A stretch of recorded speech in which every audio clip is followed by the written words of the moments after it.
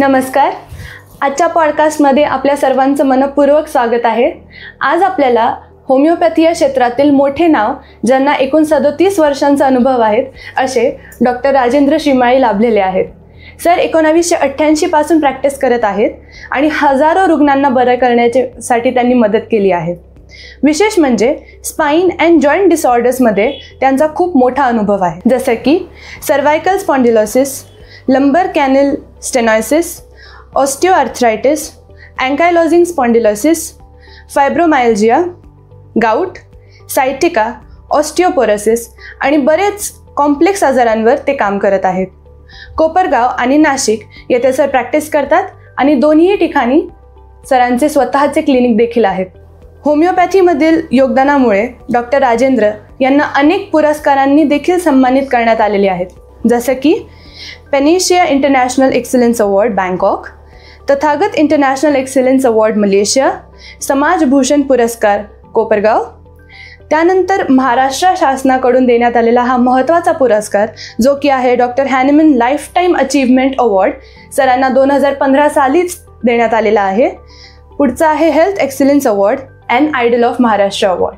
Sir सर्वप्रथम तुमचे हार्दिक हार्दिक स्वागत आहे. धन्यवाद. सो डॉक्टर, सर्वप्रथम आपण एक बेसिक प्रश्नापासून सुरू करूयात, जे की आहे होमिओपॅथी म्हणजे काय आणि त्यामागचं नेमकं सायन्स काय आहे. नमस्ते. खरं तर होमिओपॅथी ही फक्त अल्टरनेटिव्ह सिस्टीम नाही, तर ते एक परिपूर्ण सायन्स आहे, ज्यामध्ये शारीरिक तक्रारींना तर महत्त्व दिलं जातं, पण त्याबरोबर मानसिक तक्रारी आणि रुग्णाचा संपूर्ण पॅटर्न समजून घेतला जातो.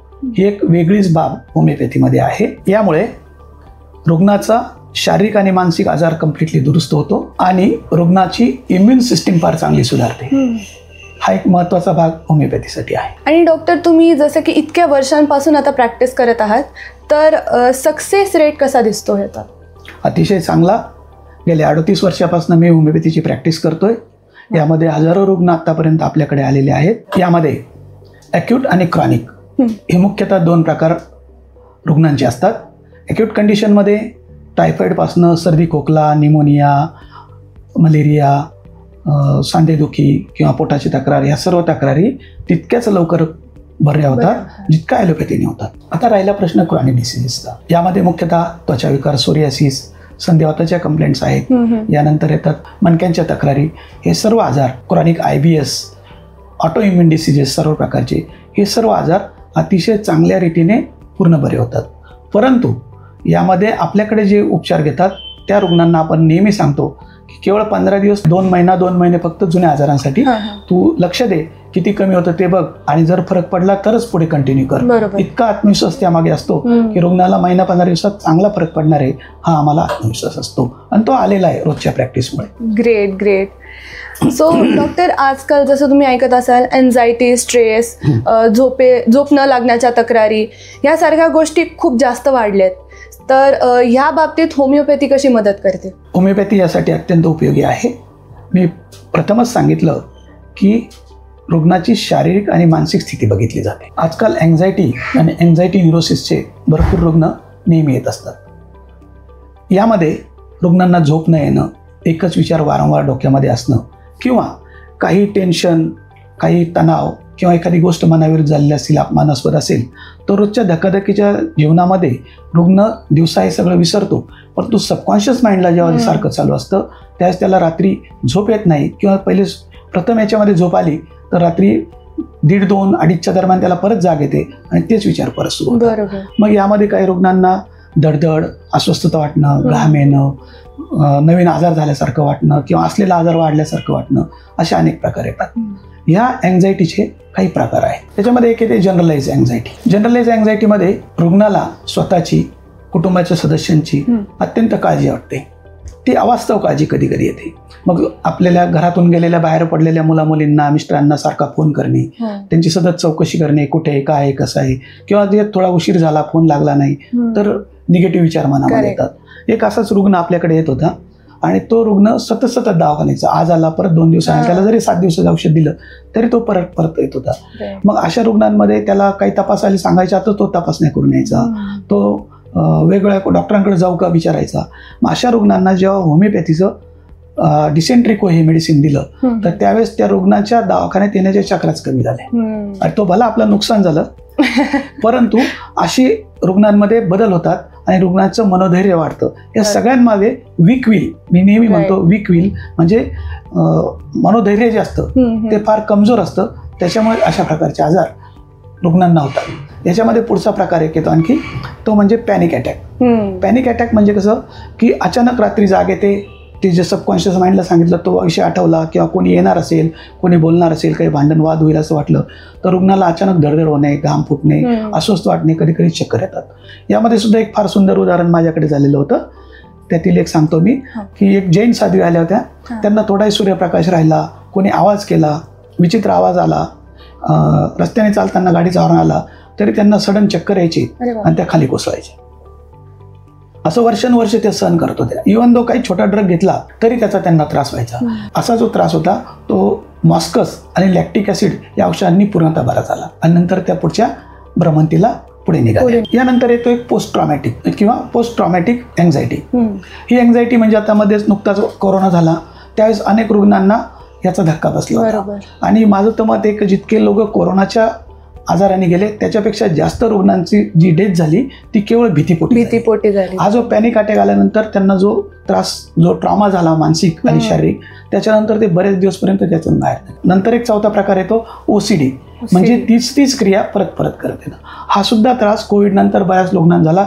अतिशय स्वच्छता घ्यायची, आंघोळच करायची बाहेरून आल्यानंतर, हातपाय सतत धुवायचे, दिवसातून 50 वेळेस त्यांना हात धुवा लागायचे. हे सर्व जेव्हा तक्रारी असतात यांना सगळ्या तक्रारींसाठी होमिओपॅथीमध्ये खूप छान मेडिसिन्स आहेत. याच्यामध्ये धक्का बसला तर opium, argentum नायट्रिकम, जलसेमियम, lycopodium, arsenicum album, ॲक्वोनाइट असे खूप सारे मेडिसिन आहेत की जे रुग्णांना परत त्यांचं आनंदी जीवन आपल्याला देऊ शकतो आपण. तर डॉक्टर, जसं इतर उपचार आहेत त्या तुलनेत होमिओपॅथीचं वेगळेपण काय आहे आणि बाकीचे सगळेच डॉक्टर्स जे आहेत ते उपचारावर काम करतात तर आपल्याकडे वेगळं असं काय आहे? नक्कीच. बघा, सर्वच डॉक्टर्स आणि सर्वच पॅथी रुग्णांसाठी जेवढं चांगलं शक्य असेल तेवढं काम करतात. पण होमिओपॅथीमध्ये एक थोडासा वेगळेपण आहे. होमिओपॅथीमध्ये जेव्हा रुग्ण येतो एखाद्या संधिवाताची तक्रार घेऊन आला तर संधिवाताबरोबर त्याला पोटाचा तक्रार असेल, त्याला ॲसिडिटी असते, कधी कधी त्याचं डोकेदुखी असते किंवा डिप्रेशन असलं किंवा लेडीज असेल तर त्याला मासिक पाळीचा त्रास असेल, मेन्सेस डिस्टर्बन्सेस किंवा हार्मोनल चेंजेस असेल. तर अशा वेळेस होमिओपॅथी डॉक्टर जेव्हा त्याची हिस्ट्री घेतो त्यावेळेस त्या संपूर्ण रुग्णाची माहिती घेऊन, संपूर्ण आजाराची माहिती घेऊन, ते केव्हापासून सुरू झाले काय वगैरे विचारून मग त्यानंतर उपचार सुरू. हा उपचार सुरू झाल्यामुळे रुग्णाला एकाच वेळेस सर्व आजारांवर फरक देणारी जगातील एकमेव उपचार पद्धती म्हणजे होमिओपॅथी. इतर उपचार पद्धतीमध्ये सुद्धा जे ते प्रयत्न करत असतं, परंतु थायरॉइड असेल तर वेगळा डॉक्टर, गायनॅक कंप्लेंट असेल तर वेगळा डॉक्टर, वेगळी मेडिसिन, संधिवात असेल तर वेगळा, गॅस्ट्रायटिस असेल तर त्याच्यासाठी वेगळी ट्रीटमेंट. हा वेगळी ट्रीटमेंट, वेगळे डॉक्टर आणि वेगळे मेडिसिन्स आणि त्याच्या तपासण्या, या सर्वांमध्ये वेळ पैसा जो जातो तो होमिओपॅथीमुळे पूर्णतः वाचू शकतो आणि रुग्ण अल्पावधीतच संपूर्ण आजारातून बाहेर. ही होमिओपॅथीची खूप खूप मोठी जमेची बाजू आहे. तर डॉक्टर, आता पुढचा प्रश्न थोडा पर्सनल पण आहे कारण मलाही तो त्रास आहे. तर लो इम्युनिटी जे असते त्यासाठी होमिओपॅथी कशी मदत करते? मी आत्ताच जो मागचा भाग सांगितला त्याच्याशीच हा रिलेटेड आहे. होमिओपॅथीमध्ये रुग्णाची पूर्ण माहिती घेतली जाते. बरोबर. ही माहिती घेतल्यानंतर जे मेडिसिन उपचार दिले जातात ते होमिओपॅथीच्या विशिष्ट पद्धतीने पोटंटाईज केलेली सूक्ष्मीकरण पद्धतीने असते. हे मेडिसिन दिल्यानंतर रुग्णाचं, मी पहिले पण सांगितलं की वारंवार दवाखान्यात येण्याचं टळतं. म्हणजे रुग्ण एका स्टेबल स्थितीला येतो. ही स्टेबल स्थिती आल्यानंतर जे मेडिसिन दिलं जातं आणि ट्रीटमेंटच्या एंडला पण जे मेडिसिन दिलं जातं ते मेडिसिन इतर उपचार पद्धतीमध्ये जसा रोग दाबला जातो तसा होमिओपॅथीमध्ये रोग दाबला नाही जात. बरोबर. आणि हे झाल्यामुळे रुग्णाचा आजार तर बरा होतो परंतु त्यामुळे इम्युनिटी वाढते. इम्युनिटी अशी वाढते की रुग्णाला शारीरिक आणि मानसिक दृष्ट्याही प्रसन्न वाटायला लागतं. वारंवार आजारी पडायचं प्रमाण कमी होतं आणि ते प्रमाण कमी झाल्यामुळे इतर येणारे नवीन त्रास सुद्धा रुग्णाची थांबले जातात. यातच जर रुग्णांनी थोडंसं पथ्य किंवा थोडंसं व्यायामाला महत्त्व दिलं तर त्याच वातावरणात जरी तो राहिला, म्हणजे एखाद्याला सर्दीचा त्रास होतोय आणि तो धुळीच्या वातावरणात राहतोय, कोपरगावला आपला राहतोय तरी सुद्धा कोपरगावला राहून धुळीचा त्रास होमिओपॅथीने कमी होऊ शकतो आणि ते नंतर सारख्या मेडिसिन घेण्याची गरज पडत नाही. हा होमिओपॅथीचा सगळ्यात महत्वाचा पार्ट म्हणजे इम्युन सिस्टीमसाठी असतं. तर आत्ता डॉक्टर जसं तुम्ही म्हणालात होमिओपॅथी गोळ्या घेताना काही पथ्य पाळावे लागतात, तर त्यात बऱ्याचदा सांगितलं जातं की कॉफी, अनियन किंवा गार्लिक अवॉइड करा. तर यामागचं कारण नक्की काय असतं? होमिओपॅथीची औषधं बेसिकली जी काम करतात ती सबलिंगियल ॲक्शन करतात. होमिओपॅथीची औषधं पोटामध्ये नसतात, बऱ्याच वेळेस ती जिभेवर टाकली जातात, ती तोंडात काम करतात आणि त्यावेळेस जर अतिउग्र वासाची पदार्थ घेतली तर त्याची पॉवर काही अंशी कमी होते. आपल्याला जी अपेक्षित रिझल्ट मिळायला पाहिजे त्याच्यामध्ये थोडा उशीर होऊ शकतो, परंतु खऱ्या अर्थाने काही अर्धा तास 1 तास अगोदर नंतर जर काही असे उग्र वासाचे पदार्थ घेतले नाही तरी सुद्धा माझ्या अनुभवानुसार अतिशय चांगलं काम होतं. फक्त 2 गोष्टी फार महत्त्वाच्या वाटल्या, कॅम्फर म्हणजे कापूर आणि दुसरं मेंथॉलच्या गोळ्या जर घेतल्या गेल्या किंवा विक्स सारखं नाकाने ओढलं गेलं, होमिओपॅथिक मेडिसिनची ॲक्शन काही अंशी कमी होते. म्हणून आपण ते टाळायला लावतो, पण तेवढं हार्ड अँड फास्ट नाही. तर डॉक्टर, पुढचा प्रश्न असा आहे की होमिओपॅथीबद्दल बरेच काही मिथ्स आहेत लोकांच्या डोक्यांमध्ये, तर असे बरेच आहेत, तर आपण एक एक करून त्यावर बोलूयात. तर सर्वात पहिलं मिथ म्हणजे असं की होमिओपॅथी खूप स्लो काम करते. काही अंशी हे वाक्य बरोबर आहे. अच्छा. परंतु जेव्हा कोणतंही चांगलं काम करायचं असेल, चांगले मार्क्स मिळायचे असेल तर त्याला थोडासा वेळ तर लागणार ना. बरोबर. एखादं चांगलं काम करायचं आहे तर त्याच्या मागे कष्ट लागेल, पूर्वनियोजन लागेल, विशिष्ट सिस्टमॅटिक पद्धतीने तुम्ही ते काम पुढे नेलं तर त्याला सक्सेस मिळतो. हे तर बरोबर आहे ना. करेक्ट. त्याचप्रमाणे होमिओपॅथी जेव्हा क्रॉनिक डिसीजमध्ये काम करते त्यावेळेस बऱ्याच वेळेला रुग्ण 15, 20, 25, 30 वर्षानंतर, कधी कधी 5-10 वर्षानंतर सुद्धा रुग्ण होमिओपॅथीकडे शेवटचा पर्याय म्हणून येतो. आणि त्यावेळेस त्याला अनेक प्रकारच्या व्याधी जडलेल्या असतात, त्याची इम्युन सिस्टीम डिस्टर्ब झालेली असते, रुग्ण शारीरिक आणि मानसिकदृष्ट्या खचलेला असतो. मग अशा वेळेस जेव्हा होमिओपॅथी सुरू होते त्याला पूर्ववत येण्यासाठी काही काळ तर अपेक्षित आहे ना. पण याच्या व्यतिरिक्त जेव्हा ॲक्यूट कंप्लेंट्स घेऊन येतात, म्हणजे सर्दी, खोकला, ताप, मलेरिया असेल, लूज मोशन्स असतील, वॉमिटिंग असेल, हेडॅक असेल, मायग्रेनचा त्रास आहे, अशा सर्व प्रकारचे ज्या कंप्लेंट्स, ॲक्यूट कंप्लेंट्स आपण ज्याला म्हणतो, त्या होमिओपॅथीने तात्काळ बऱ्या होतात. याचं आश्चर्य म्हणजे की आज माझ्याकडे 3री ते 4थी पिढी, कधी काही लोकांची तर 5वी पिढी या 38 वर्षामध्ये येते. अरे बापरे. म्हणजे हे सर्व लोक तेव्हाच येऊ शकतात जेव्हा होमिओपॅथीला रिझल्ट मिळतो. जर रिझल्ट नसता आणि ॲक्यूट कंप्लेंट बऱ्या झाल्या नसता तर हे लोक सर्दी, खोकला किंवा तापासाठी, निमोनियासाठी किंवा टायफॉइडसाठी होमिओपॅथीवर विश्वासूनच राहणार नाहीत ना. ज्या अर्थी ते इतक्या दिवसपर्यंत होमिओपॅथीची ट्रीटमेंट घेतात त्या अर्थी त्यांना रिझल्ट चांगला आहे. करेक्ट. आणि जर हा रिझल्ट चांगला असला तरच आपण काम करू शकतो. राईट. उद्या मी सुद्धा. करेक्ट. तेच आपण म्हणतो ना, गुड थिंग्स टेक टाइम, तर तसंच काही होमिओपॅथीचं आहे. नक्कीच. तर डॉक्टर, दुसरं मिथ असे की होमिओपॅथी म्हणजे फक्त काल्पनिक उपचार किंवा ज्याला म्हणतो आपण प्लॅसिबो इफेक्ट, तर तीच एक पद्धती आहे, तर त्यावर तुम्ही काय म्हणाल? नाही, हे 100% चुकीचं आहे. एक तर लोकांना होमिओपॅथी शास्त्र काय आहे हेच माहीत नाही. होमिओपॅथीचा शोध हा ॲलोपॅथीच्या MD डॉक्टरने लावलेला आहे आणि त्यामध्ये जे तज्ज्ञ डॉक्टर झालेले आहेत बरेच अंशी, ज्यांची आम्ही पुस्तकं रेफर करतो, हे सगळे ॲलोपॅथीचे MD डॉक्टर्स, MS डॉक्टर्स आहेत. ती काल्पनिक नाही. मुख्य म्हणजे होमिओपॅथीविषयी माहीत नसणं किंवा कोणीतरी काही सांगतं म्हणून गैरसमज असणं किंवा कधी कधी व्यक्तिगत आकसापोटी किंवा द्वेषपूर्ण स्वभावामुळे होमिओपॅथीवर विनाकारण टीका केली. परंतु होमिओपॅथी हे एक शास्त्रशुद्ध, एक शास्त्रीय पद्धत आहे. आता प्लॅसिबो इफेक्ट वर बोलायचं झालं तर काहींचा आरोप असा असतो की दिल्यानंतर फरक पडतो, हा मानसिक भावनिक बदल होतो.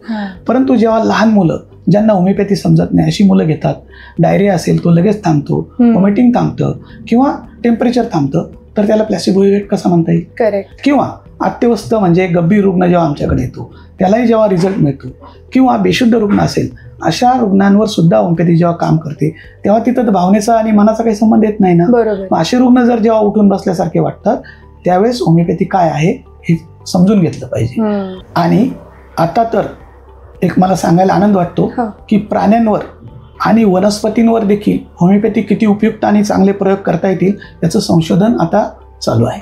लवकरच ते बाहेर येईल. आणि यात बघा की जर प्लॅसिबो इफेक्ट असता रिझल्ट मिळाले नसते तर गेले 38 वर्ष एवढा रुग्णांचा विश्वास आपण संपादन करू शकत नाही. यामध्ये एक वाक्य बघा, कोणीही कोणाला फसवत असेल तर दीर्घकाळ फसवता येत नाही. बरोबर. 1 वेळेस, 2 वेळेस, 4 वेळेस होऊ शकतं, परंतु खोटं हे जास्त काळ चालत नसतं. पण आज 200 वर्षामध्ये होमिओपॅथी जगाच्या कानाकोपऱ्यातील प्रत्येक देशामध्ये पोहोचलेली आहे आणि लाखो लोक होमिओपॅथिक उपचार घेत आहे. मग याला प्लॅसिबो इफेक्ट कसा म्हणता येईल? एकाच वेळेस लाखो लोकांना वेड्यात तर काढता येणार नाही ना. बरोबर. Am I right? Yes, you are absolutely right. Doctor, homeopathy बरोबरच जे डाएट आहे किंवा रेजिम आहे, जे आहार उपहाराचे जे महत्त्व आहे ते कसे आहे? हा सुद्धा खूप सुंदर प्रश्न आहे. सुरुवातीच्या काळामध्ये जेव्हा मी उपचार करायचो त्यावेळेस मी तितकं आहाराला आणि पथ्याला वेळ दिला नव्हता, वेळ देत नव्हतो किंवा रुग्णांना तसा सल्ला देत नव्हतो. परंतु अनुभवानुसार माझ्या लक्षात आलं की कितीही चांगली ट्रीटमेंट करत असेल पण चुकीचा आहार, चुकीचा विहार म्हणजे व्यायामाचा अभाव असेल आणि सगळ्यात महत्त्वाचं मानसिक शांतता त्या घरात नसेल तर रिझल्ट मिळायला काही अंशी उशीर व्हायचा. त्याच्यामध्ये मुख्यतः मी आता पहिले सांगेल की आहार. तर हा प्रत्येक आजारानुसार आपण वेगवेगळा सांगतो. याच्यात प्रत्येक याच्यामध्ये आम्ही त्याप्रमाणे अभ्यास केलेला आहे. संधिवाताचा पेशंट असेल तर त्याला काही बेसन पिठाचे, हरभरा डाळीचे पदार्थ आहेत, कडधान्य आहेत, म्हणजे थोडक्यात काय हाय प्रोटीन आणि कार्बोहायड्रेट्स त्याचे कमी करावे लागतात. हे जर कमी केले नाही तर त्या वेदना त्या रुग्णाला परत होतात किंवा तो दुरुस्त होण्यासाठी जास्त वेळ लागतो. अशा वेळेस योग्य उपचाराबरोबर जर त्याला काही चांगल्या प्रकारचे रिस्ट्रिक्शन टाकले किंवा पथ्य ठेवले तर रुग्ण फार कमी वेळात चांगला दुरुस्त. मग अशा वेळेस आहारात दुसरं काय असेल की फळं, ड्रायफ्रुट्समध्ये बघा आता बदाम खाल्ले तर संधिवाताची वेदना वाढू शकतात हाय प्रोटीनमुळे. पण जर अक्रोड खाल्ले अनसॅच्युरेटेड फॅट त्यामध्ये जास्त असतं मग तो पदार्थ तिथे चालू शकतो. मग असे जर पदार्थ जेवणामध्ये चांगले आले, फळभाज्या, पालेभाज्या, काही प्रकारचे ड्रायफ्रुट्स जर प्रॉपर पद्धतीने घेतले तर रुग्ण फार चांगल्या रीतीने कमी होतो. सेम असं सोरियासिसमध्ये आहे, त्वचा विकारामध्ये, याच्यामध्ये काही वांग्याची भाजी, गवार आहेत, असे काही पदार्थ आहेत ज्याच्यामुळे हे स्टिम्युलस होतं. तो आजार म्हणजे ती खाज आणि त्याचा ड्रायनेस स्किनचा अजून वाढ. ज्याप्रमाणे थायरॉइड असेल तर अशा याच्यामध्ये जास्त पोटॅशियम म्हणजे कोबी, फ्लावर असे पदार्थ घेतले तर रुग्णाचा त्रास लवकर कमी होत नाही. मग अशा वेळेस जर ते पथ्य पाळायला सांगितले तर रुग्णाला तो अवेअरनेस नाही. तो जर अवेअरनेस मग माझं काम आहे तर मी हे तू चुकतोयस, हे तू चेंज कर, रुग्ण लवकर बरा होतो. मग दुसरा एक पथ्य आहे तो व्यायाम. मग व्यायाम काय की तणावमुक्त शारीरिक हालचाली, सतत शरीराची हालचाली, याच्यामध्ये धावणे, पळणे, पोहणे, पाण्यातील व्यायाम, दोरीवरच्या उड्या आहेत समजा, प्राणायाम आहे, अशा प्रकारचे छोटे छोटे सूक्ष्म व्यायाम जर सांधेदुखी असेल तर असे जर प्रकार केले तर शरीराची जी ऍक्टिव्ह एनर्जी आहे त्याच्यामध्ये जागृत राहते आणि रुग्णाचं स्टिफनेस, पेन, शैथिल्य म्हणजेच लिथार्जी ही कमी वेळात पूर्ण होते. मग तिसरा प्रकार येतो की ताणतणाव. मग हा ताणतणाव करण्यासाठी आपण काय करू शकतो तर हा ताणतणाव कमी करण्यासाठी रुग्णांनी जर प्राणायाम, योगासनं आणि मेडिटेशन म्हणजेच ध्यानधारणा जर प्रॉपर केली, एक स्पिरिच्युअल किंवा रिलिजियस त्याच्यामध्ये माइंड डेव्हलप झालं तर त्याचा एक कॉन्सन्ट्रेशन, त्याची आत्मसंतुष्टी जर वाढली तर रुग्ण कमी वेळात खूप छान बरा होतो असा आमचा अनुभव. जे रुग्ण ही गोष्ट काहीच करत नाही, फक्त औषधावर डिपेंड आहेत, त्यांना अनेक वेळ किंवा बराच काळपर्यंत औषधाची ट्रीटमेंट घेत बसावी लागते. मग जर हे जर प्रकार केले की काय सांगितलं, शारीरिक आणि मानसिक आणि दुसरं योग्य आहार, हे जर प्रकार केले तर रुग्ण कमी वेळात चांगल्या प्रकारे दुरुस्त होऊ शकतो. बरोबर. डॉक्टर, माझ्यासाठी एक्सरसाइज म्हणजे डान्स आहे, तर डान्स केला तर चालतो का? आजकालच्या याच्यामध्ये डान्स, झुंबा डान्स आणि काही ॲथलेटिक्सचे प्रकार हे सुद्धा फार महत्वाचे आहे. परंतु आजार आणि रुग्णाची शारीरिक मानसिक स्थिती हे बघून केलं पाहिजे. उदाहरणार्थ चालायला जरी गेले, समोरचा किंवा शेजारचा व्यक्ती खूप जोरात चालतो म्हणून तुम्ही चालायला गेले तर तुमची कंबरदुखी अजून वाढेल. बरोबर. झुंबा आहे, बरेच जण 30 नंतर किंवा 40 नंतर ज्या लेडीज येतात त्यांच्यामध्ये हा नेहमी प्रॉब्लेम येतो की ते झुंबा डान्स करतात, त्याच्यानंतर त्यांची कमरेची किंवा पायाची कुठली तरी नस दुखावली जाते आणि कायमचे सगळे व्यायाम बंद करतात. तसेच जेंट्समध्ये येतो, मी 40चा आहे बघण्यापेक्षा इतर 18 वर्षाचा 20 वर्षाचा मुलगा हे वजन उचलतो म्हणून मी वजन उचलायला लागतो आणि त्या मूडमध्ये करतो. परंतु नंतर जेव्हा पाठीत किंवा कुठे चमक निघाली, काही दुखावलं गेलं तर त्याचं मात्र जिम कायमचं बनतं. मग हा जो व्यायाम आहे तो आपल्या शरीर वयानुसार आपण तो केला पाहिजे. अदरवाईज त्याला कुठं थांबायचं हे पहिले समज. बरोबर. तर थँक्यू डॉक्टर, आज या पॉडकास्टला आल्याबद्दल आणि इतकी महत्त्वाची माहिती दिल्याबद्दल. आता आपण भेटूया पुढच्या भागात.